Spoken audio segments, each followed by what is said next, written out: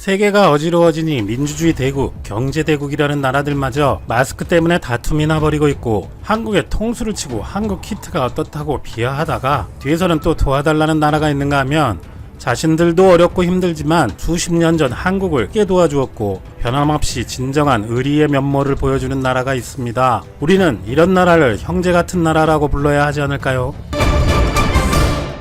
지난 5일 한국행을 희망하는 아프리카 남동부의 마다가스카르 교민과 카메룬에서 활동 중이던 한국국제협력단 코이카 단원들은 공항 폐쇄라는 난감하고 위급한 상황을 뚫고 다행히 무사히 귀국할 수 있었습니다. 이에는 에티오피아의 큰 도움이 있었는데, 먼저 에티오피아 정부와 에티오피아 항공은 한국인들의 귀국을 위해 마다가스카르와 카메룬 당국에 요청하여 이미 폐쇄 조치된 공항을 한시적으로 풀었고, 우리 국민을 위한 항공기가 뜰 수 있도록 적극적으로 노력해 성사시키고 에티오피아의 본래 공항을 경유하여 한국인들이 돌아올 수 있도록 도와주는 것입니다. 이 과정에서 소수의 인원이 이동해야만 하기에 비용도 막대했지만 에티오피아 당국의 노력으로 독일, 영국인 등 다른 나라 사람들을 추가 모집하여 귀환 비용도 3분의 1 수준으로 줄여준 것으로 알려졌습니다. 그리고 무사히 귀국에 성공한 한국민들과 가족들은 에티오피아 정부, 에티오피아 항공은 물론 마다가스카르와 카메룬 정부에도 깊은 감사를 표했습니다. 선진국이라는 미국, 유럽도 그렇게 어려운 현재 상황에서 상대적으로 낙후된 아프리카 지역에서 그런 도움을 받기는 어려울 것이라는 생각이 당연하기 때문에 더욱 고마운 마음이 들 것입니다. 공교롭게도 며칠 전 한국에서는 에티오피아 아비 총리의 진실한 용기가 화제가 되기도 했었는데요. 아비 총리는 문 대통령과의 전화통화 이후에 대한민국은 이번 위기 대응에서 가장 성공적인 사례이고, 한국의 대통령과 통화를 했고 한국의 대통령에게 에티오피아가 잘 대처해 나갈 수 있도록 한국이 필요한 의약품들을 어떻게 지원해야 할지 알려주었다라는 트윗을 올렸습니다. 그래도 한국과의 최고 지도자가 체면을 무릅쓰고 한국에게 도움을 요청했다는 사실이 에티오피아 현지인들을 극찬하게 만들었습니다. 아비 총리는 2019년 노벨 평화상을 수상했던 인물로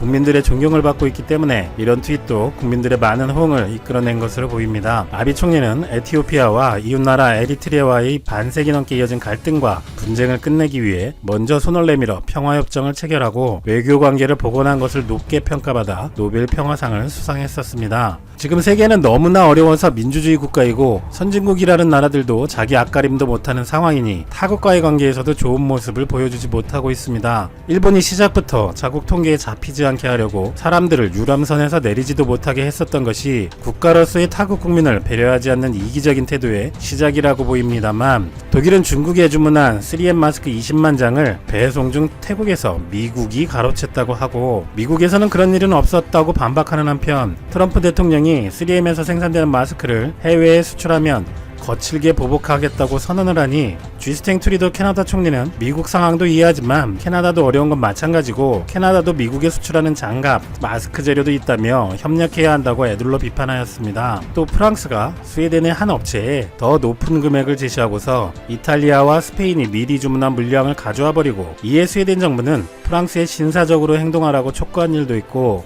프랑스 르 피가로에서는 지난달 이스라엘의 첩보기관 모사드가 키트를 대량으로 확보하기 위해 투입되었다는 보도까지 있었습니다. 그런데 저 나라들은 누구나 세계적인 선진국으로 인정하는 나라들임에도 그런 모습을 보이는 것과 비교해보면 아직도 세계 최빈국 대열에 있는 에티오피아의 우리나라에 대한 도움은 더 크게 느껴질 수밖에 없습니다.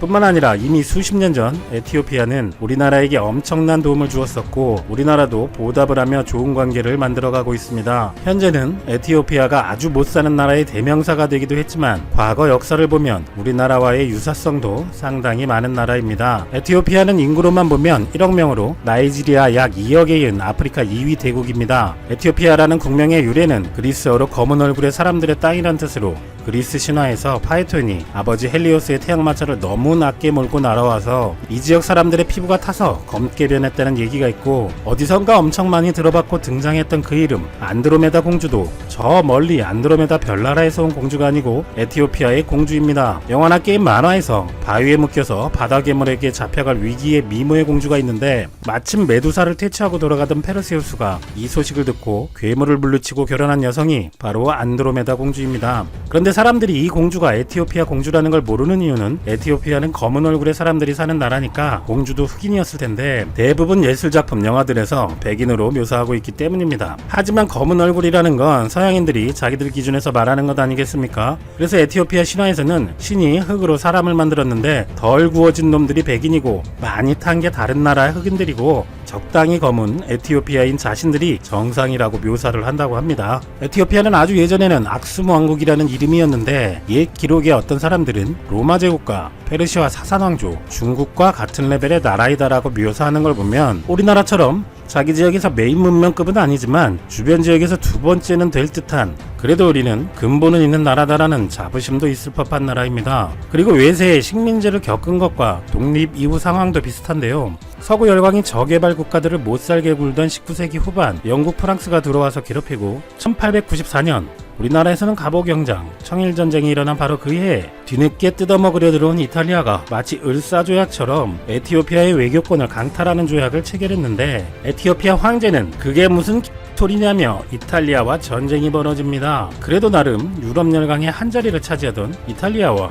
아프리카 에티오피아의 대결은 세계 최초의 기록을 남기게 됩니다. 근대 세계에서 유럽 제국주의 열강이 아프리카 국가와의 전쟁에서 참패한 최초의 사례가 된 것이지요. 그 전에 영국군이 깝치다가 줄루군에게 대패한 적도 있지만 결과적으로는 영국의 승리로 끝났습니다. 하지만 이탈리아는 완벽하게 패배했습니다. 에티오피아는 당시 프랑스나 러시아에게 지원을 받기도 했지만 8만 명이나 되는 에티오피아 중앙군은 약간 모자라지만 유럽식 화기와 훈련을 받은 제대로 된 부대였고 활과 검 같은 무기로 무장한 지방군도 12만이나 되었다니 자칭 열강이지만 이후에도 이리저리 얻어 터지고만 다녔던 이탈리아 군인이 이해가 가기도 합니다. 갑오경장 때 우리나라도 저 정도 화력이 있었으면 좀 더 버텨볼 수도 있었을 텐데 말이죠. 그러나 40년 후 1935년 1차 대전 이후 경제가 어려우니 침략을 택한 이탈리아는 무솔리니의 지휘 아래 예전 패배의 굴욕을 갖겠다며 총 병력 50만에 항공기 600여 기, 전차 600여 대로 이탈리아 전군을 모아서 공격을 하고 무솔리니는 독가스까지 동원해서 승리, 황제를 영국으로 쫓아내고 에티오피아를 에리트레아, 소말릴란드와 합쳐 이탈리아령 동아프리카 식민지를 세우는 데 성공합니다. 셀라시의 황제는 이탈리아의 학장 아래에서 레지스탕스로 싸우다가 1941년 영국군의 도움을 받아 이탈리아군을 쫓아내고 권좌에 복귀합니다. 그리고 얼마 후 머나먼 한국이라는 나라에서 전쟁이 발발했는데 대부분의 나라는 미국과의 관계 때문에 참전했지만 자신도 이탈리아에게 식민 지배를 겪으며 고통을 받은 경험이 있어서 그랬는지 셀라시의 황제는 부당하게 침략받은 나라가 있다면 반드시 도와줘야 한다며 즉시 한국 파병을 결정했다고 합니다. 유엔군 중 유일한 아프리카 국가였으며 황실 친위대 포함 6,037명의 에티오피아군을 파병했고 121명이 전사, 536명이 부상당했으나 포로는 한 명도 없었다고 합니다. 휴전 이후에도 한국에 남아 평화유지와 재건에 많은 도움을 줬으며 부대 안에서 보아원이라는 보육원을 설립하여 전쟁 고아들을 보살폈습니다. 병사들은 자신들의 식사량을 줄여 음식을 나누고 월급으로 아이들을 돌봤다고 합니다. 그러나 한국에 큰 도움을 준 에티오피아의 살라시의 황제는 국가 운영에는 소질이 없었는지 에티오피아의 경제는 어려움만 졌고 군사정부가 들어서게 됩니다. 우리나라와 비슷한 면모이네요. 그런데 그 다음의 전개는 한국과는 완전히 반대로 갑니다. 군사정부는 재정을 폐지하고 사회주의 노선을 걷기로 하는데 역시 능력이 없었는지 미국이나 서구의 원조와 지원을 잘 활용한 우리와는 달리 에티오피아는 쿠바와 소련의 지원을 제대로 써먹지도 못했고 1975년 북한과 수교를 하고 한국전 참전용사들은 황제의 꼭두각시, 사회주의 체제에 총을 쏜 민족의 반역자라며 재산을 빼앗기고 핍박을 당했습니다.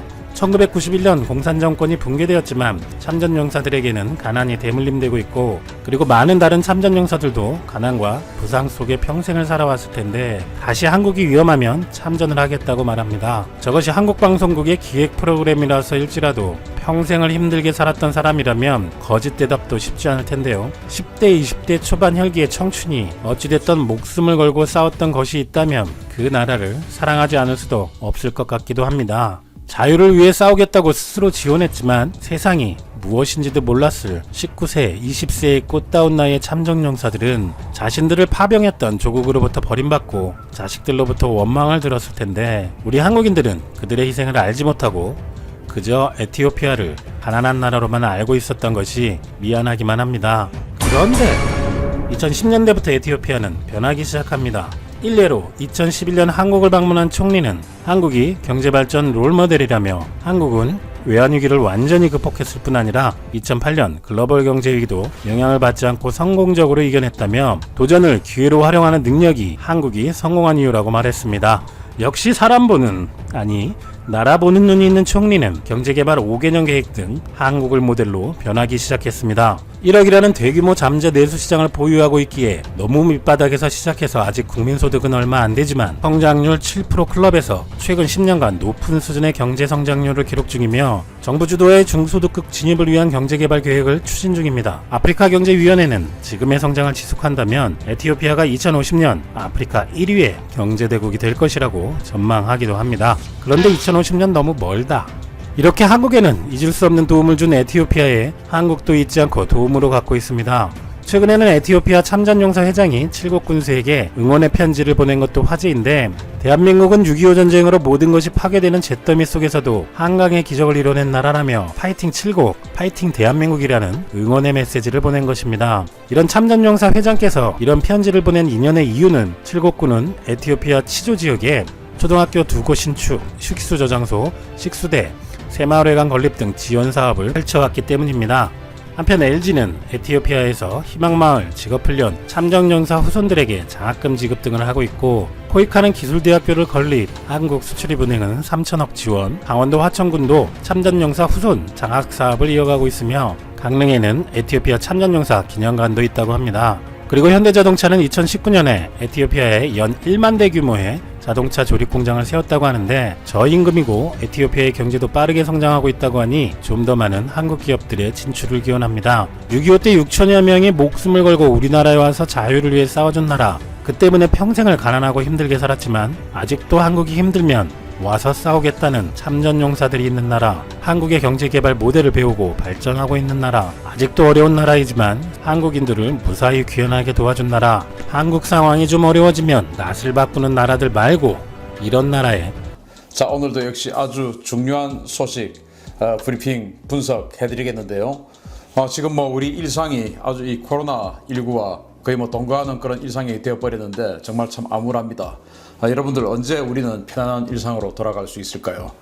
바로 이제 코로나19 때문에 이게 이제 어떻게 그 진정이 되느냐에 따라서 우리의 일상이 지금 이런 식으로 계속 이어져 갈지, 아니면 과거로 그 편안했던 시기로 돌아갈지 결정이 나겠죠. 그런데 이 코로나19의 원흉에 대해서 많은 정보들이 지금 미국으로 집중되고 있는 것 같습니다. 자, 이런 와중에 중국은 작전명 여우사냥이라는 작전을 통해서 그런 이 코로나19 관련한 이 증거를 지금 미국으로 보내고 있는 사람들을 제거하는 그런 상황이고, 미국의 정보당국은 그렇게 해서 이 중국의 정보당국이 이런 작전에 맞서고 있고 우리가 보호해주겠다, 지금 이렇게 해서 완전 충돌하고 있는 이런 상황인데, 굉장히 큰 정황 증거들이 지금 집중되고 있고, 이게 방송에도 나오고 있습니다. 소식 알려드리겠습니다.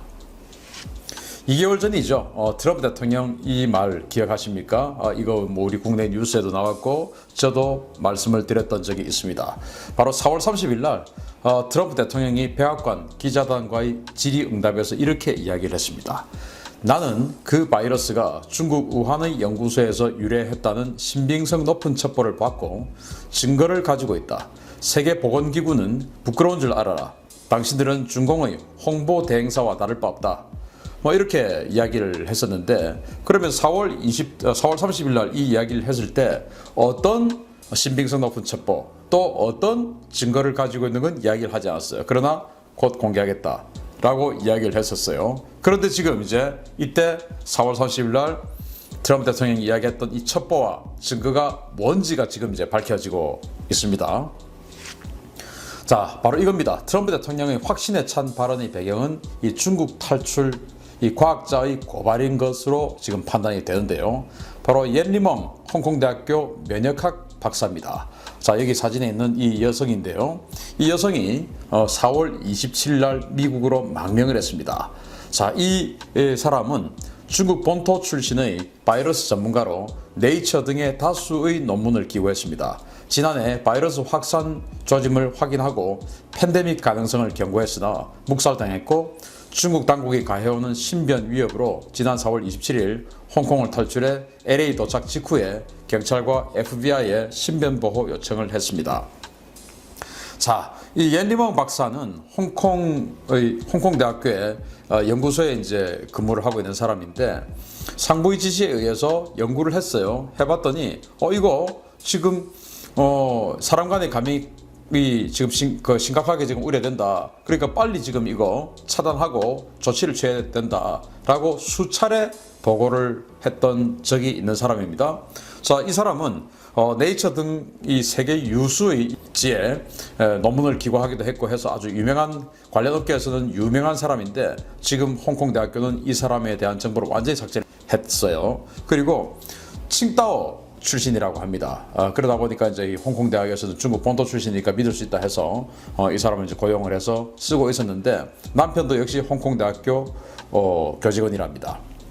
자, 이런 상황에서 이 사람이 이제 뭐라고 경고를 했냐? 지금 이제 사람 간의 감염이 가능하니까 빨리 조치를 취해야 된다. 뭐 이런 저런 이야기를 하고 그리고 또 어떤 나중에 폭로를 했냐? 지금 이 우한 바이러스 연구소에서 이 바이러스를 개발한 건 아니고 자, 이 사람 주장은 거기에서 지금 배양을 하고 있는데 그와 동시에 백신과 치료제까지 지금 중국에서 개발하고 있다. 그럼 왜 하냐? 이걸 딱 퍼뜨려 가지고 이 모 바이오 회사에서 이 백신과 치료제를 딱 해서 이제 세계의 어떤 제약을 석권하겠다. 이제 이런 계획이다. 그래서 이제 그 바이오 회사가 주가가 막 확 올랐고 그렇다라고 합니다. 어느 회사인지 진짜 몰라요. 하여튼 이런 사람인데 이 사람이 이제 그러고 LA 캐세이 퍼시픽을 타고 LA에 갔을 때 이미 중국에서는 범죄인 인도 요청을 했다라고 합니다. 그래서 이 입국을 하는 그 장소에 경찰이 나갔는데 체포해서 중국으로 보내려고 이 사람이 현장에서 FBI를 불러달라. 나는 지금 이 우한 바이러스 관련해서 1000건에 달하는 증거들을 가지고 왔다. 그래서 FBI하고 이야기하고 싶다. 해서 이제 FBI가 왔고 FBI에게 그 증거들을 다 제시하고 망명을 했고 그리고 이제 부모하고 통화를 하고 이제 이렇게 했는데 또 관련해서 알려드리겠습니다. 자, 그러면은 이 옌리멍 박사는 미 정보 당국이 어떤 정보를 털어놓았을까요? 바로 이제 폭스 뉴스하고 바로 며칠 전인 7월 10일 날 인터뷰를 했는데 이제 화상 인터뷰를 했어요. 지금 이제 FBI에서 보호를 하고 있기 때문에 안가에 있겠죠. 그래서 폭스 뉴스하고 화상으로 인터뷰를 했는데 녹화 인터뷰를 했고 그 녹화 인터뷰가 나가는 것이 원래는 7월 9일 날 나가려고 했는데 중국에서 그것을 알고 이 폭스 뉴스와 백악관에 압력을 넣어서 이게 이제 여차저차해서 7월 10일로 방영 시간이 늦춰졌다고 해요. 무려 4시간 동안 인터뷰를 했고 그 중에서 이날 방영된 분량은 13분에 불과하다고 합니다. 그 13분 중에서 이제 이런 내용이 들어가 있었고 앞으로 어떤 내용이 더 나올지 4시간 동안 어마어마한 말들을 쏟아냈겠죠. 그러니까 앞으로 2탄, 3탄, 4탄으로 어떤 말들이 더 추가로 나올지는 지금 알 수 없으니까 중국 당국이 전전긍긍하고 있는 그런 상황이라고 해요. 자, 일단 13분의 분량에서 나온 이야기는 이렇습니다. 중국 정부는 사스와 같은 이번 바이러스 소식을 발표하기 전부터 이미 그 바이러스 존재와 심각성에 대해 잘 알고 있었지만 중국에서 이런 말을 했다면 나는 이미 죽었을 것이다. 나는 작년부터 홍콩대학교 WHO 자문연구소 주임 레오푼 박사 요청으로 중국 대륙에서 퍼진 바이러스를 연구했다. 나는 이 병이 사람 간 감염이 되며 의학적으로 매우 심각하다고 당국에 보고했지만 레오 박사를 비롯한 중국 당국은 이 사실을 의도적으로 은폐했다. 1월 16일에 나는 이 바이러스의 위험성을 다시 보고했지만 위에서는 침묵하고 신중하라는 경고만 되풀이했고 중국 공산당의 레드라인을 건드리지 말라는 위협도 나왔다. 그렇지 않으면 연구소 모두가 공경에 빠질 것이고 우리 모두 사라진다는 협박도 있었다. 내가 미국으로 피한 직후에 중국 공안이 칭다오에 있는 부모님을 찾아가 협박했다. 다시는 가족에게 돌아가지 못할 것 같아 두렵다. 이렇게 이제 이야기를 했어요. 자, 그래서 1월 16일, 우리 이제 1월 16일은 그때 이제 우한에서 바이러스가 나왔고 우리 대한민국은 이제 그때 이제 설 연휴 직전이었죠. 그래서 설 연휴 직전이기 때문에 아직은 이게 큰 핫 이슈는 아니었을 시기인데 이때 이미 바이러스 위험성을 다시 보고를 했다 이거예요. 그 전에 이미 보고했는데 묵살당했고 다시 보고를 했는데 야 침묵해. 그러면은 우리 연구소 전체가 다 위험해져. 다 사라질 수 있어. 조심해. 라고 경고를 받았다는 거예요. 그리고 이제 겁이 나가지고 이제 미국으로 도망가자라고 남편에게 이야기했더니 남편은 무슨 말이냐? 말도 안 되는 소리 하지 마. 이제 이렇게 이야기했고, 그래서 남편하고 결별하고 혼자 미국으로 캐세이 퍼시픽 항공을 타고 도주를 했다라고 합니다. 그러면서 이제 자료를 한 1000건에 걸친 자료를 챙겨서 미국으로 갔다는 거예요. 그걸 이제 트럼프 대통령이 보고 4월 30일 날 나는 아주 중요한 첩보 증거들을 봤다라고 이야기한 것이 아니냐라는 분석인 것이죠. 자, 그리고 이제 칭다오에 있는 부모님하고 통화를 했더니 너 지금 조국을 배신하고 지금 무슨 일을 하는 거냐? 빨리 돌아와. 이렇게 부모님이 말씀을 했다라고 해요. 그런데 그 이후에는 부모님하고 지금 통화가 안 된다는 겁니다. 그래서 이 옌 박사의 예상은 부모님까지도 지금 뭐 제거된 것은 아닐까라는 그런 걱정을 하고 굉장히 겁에 질려 있는 이런 상황이다 이겁니다. 자, 이 옐린멍의 폭로는 빙산의 일각이다 이거죠. 스티브 배넌 전 백악관 수석 전략가가 영국의 메일 온 선데이지와 인터뷰를 했던 내용 중에서인데, 이 스티브 배넌은 백악관의 거의 뭐 안보 전략이나 이런 국가 전략에 대해서 큰 영향력을 가지고 있는 사람인데, 트럼프의 사위인 쿠슈너하고 이제 사이가 안 좋아가지고 지금은 일선에서 물러난 사람이에요. 그렇지만 많은 정보를 가지고 있겠죠. 이 사람이 이제 영국지하고 인터뷰를 했는데, 우한 연구소를 비롯해 수많은 연구소의 과학자들이 해외로 망명했고 서방 정보 당국과 협조해서 중공을 상대로 한 폭로와 소송을 준비 중이다. 이들은 서방 세계로 탈출해 서방 정보기관의 보호를 받으며 중국 공산당이 저지른 범죄의 증거를 넘겨주고 있는데, 최근 폭스뉴스에서 인터뷰한 옌리멍 박사의 폭로는 빙산의 일각이다. 전체가 공개되면 전 세계인이 크게 놀랄 것이다. 중공은 바이러스를 유출하고 은폐하는 행위를 저질렀는데 이것은 살인 모의에 해당하며, 그들이 만약 작년 12월에 진실을 알리고 방역에 나섰다면 지금 현재 사망한 95%의 희생은 막을 수 있었을 것이다 라고 이렇게 스티브 배넌 전 백악관 수석 전략가가 영국과 인터뷰를 하면서, 니들 MI5, MI6에도 지금 중국에서 온 과학자들이 자료 가지고 지금 있고 그들도 이 MI6도 지금 조사를 하고 있어 라고 이제 여기에서 이야기를 했습니다. 그러니까 지금 수많은 중국 출신 과학자들이 해외로 빠져나가서 이 일을 알리기 위해서 노력하고 있다라는 게 아주 백악관에서 정보가 많이 가지고 있는 이 스티브 배넌의 입을 통해서 우리가 알 수 있는 거예요. 자, 이 옌리먼 박사의 폭로가 두려웠던 중공의 위해 시도입니다. 이 옌리먼 박사가 이제 미국으로 도망가려고 하는 것을 중공은 알았겠죠. 가족, 남편 있고 부모 있는데 혼자서 캐세이 퍼시픽 LA행 항공편을 끊었다. 이건 이제 중공 정보당국이 알았겠죠. 그래서 옌 박사가 미국행 티켓을 손에 넣은 직후에 그녀의 차에 수면제가 타지는가 하면 누군가 메시지를 보내 새벽에 해변에서 보자는 등의 위협을 해왔다. 그녀의 폭스뉴스 인터뷰 사실이 알려지자 중국 당국은 8차례나 폭스뉴스에 협박 전화를 했으며 중공 지도부가 백악관에 항의 메시지를 보낸 것으로 알려졌다 라고 당시 이 인터뷰 방송을 내보낼 때 폭스뉴스는 이렇게 이야기를 했어요.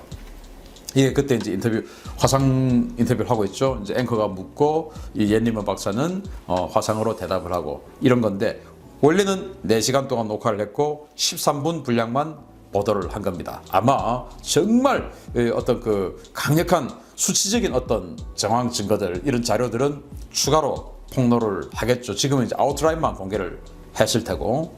그러니까 이제 중공에서 폭스뉴스에다가 전화를 해서 8차례나 협박을 했다라는 거예요. 방송하지 마라. 그리고 백악관에도 누군지 알 수 없는 경로를 통해서 압박을 했다라는 것이고, 이 옌리먼 박사도 비행기를 티켓팅을 한 그 이후에 자신이 먹는 수면제를 차를 먹었는데 갑자기 그냥 픽 쓰러졌다. 이렇게도 이야기를 하고요. 이렇게 이제 유해 시도를 했는데, 어쨌든 출국을 했고 중공은 범죄인 인도 협약에 따라서 돌려달라, 체포해서 우리에게 보내달라라고 했는데, 바로 공항에서 이 경찰이 정말로 체포를 하려고 했지만 FBI를 불러달라 해서 여기는 지금 FBI의 안가에 있는 것입니다. 자, 이런 상황에서 이 다급한 시진핑 주석은 추가 폭로를 막기 위한 여우 사냥에 나섰다라는 거예요. 자, 지금 여기는 류빙이라는 박사예요. 이 닥터 류빙. 그런데 살해됐어요. 어떻게 됐냐? 2020년 5월 2일 날인데 피츠버그 대학교 컴퓨터 시스템 생물학과의 연구조 교수예요. 이 류빙이 또 다른 중국인 남성 구하오에게 제격당해 사망한 사건입니다. 용의자는 범행 장소 1.6km 지점에서 차량에서 숨진 채 발견됐으며 미 정보당국은 구하오를 제거한 자가 중국 측 요원으로 추정하고 지금 행방을 추적 중이라고 합니다. 이 류빙은 이제 컴퓨터 시스템 생물학 연구 조교수인데 이 당시 이제 미국이 지금 굉장히 힘들어지고 있는 상황이지 않습니까? 이 5월달 같으면 뭐 메이저리그 야구 전부 다 취소되고 완전히 미국에 지금 퍼지고 있을 텐데 이 류빙이 뭐라고 이야기를 했냐? 내가 엄청난 걸 찾아냈다. 근데 곧 며칠 후에 이거 폭로하겠다라고 선언을 한 겁니다. 그리고 나서 폭로를 못하고 자기 집에서 목에 총을 맞고 죽었어요. 그런데 구하오라는 사람에게 죽었다고 알려졌는데 이 구하오는 그 류빙의 집으로부터 1.6km 떨어져 있는 또 차에서 사망한 채 발견이 됐는데 미 정보당국은 중국 국가안전부죠. 여기에서 구하오라는 사람에게 사주를 해서 류빙을 제거하게 하고 다시 국안에서 이 구하오를 제거해서 꼬리 자르기를 하지 않았을까라고 생각을 하고 지금 이 구하오를 제거한 중국 측 요원을 추적 중이다. 지금 이렇게 알려져 있어요. 이게 이제 여우사냥이다. 여우사냥. 그럼 여우사냥은 뭐냐? 미 연방수사국이 중공의 여우사냥 응징작전에 착수했습니다. 여우사냥은 원래는 중공이 반체제 인사를 대상으로 하겠다라고 했고 원래는 시진핑 주석이 부패 인사를 제거하는 것을 숙청하는 것을 여우사냥이라고 했다라고 합니다. 그래서 이 부패 인사가 부패 혐의가 있는 자가 외국으로 도망간다 하더라도 지구 어디든지 쫓아가서 부패 인사는 찾아내서 제거한다, 처벌한다라고 했던 것이 이제 여우사냥인데 그게 지금 그런 부패 인사, 부패 혐의자 이게 아니고 지금 바이러스 관련해서 뭔가 진실을 알려주고자 노력하는 사람에 대해서 적용되고 있다라는 것이죠. 그래서 FBI의 국장이 연설을 했어요. 내가 보여주겠다라고 연설을 합니다. 자, 7월 8일 날 미국의 허드슨 연구소 세미나 중에서 크리스토퍼 레이 미국의 연방수사국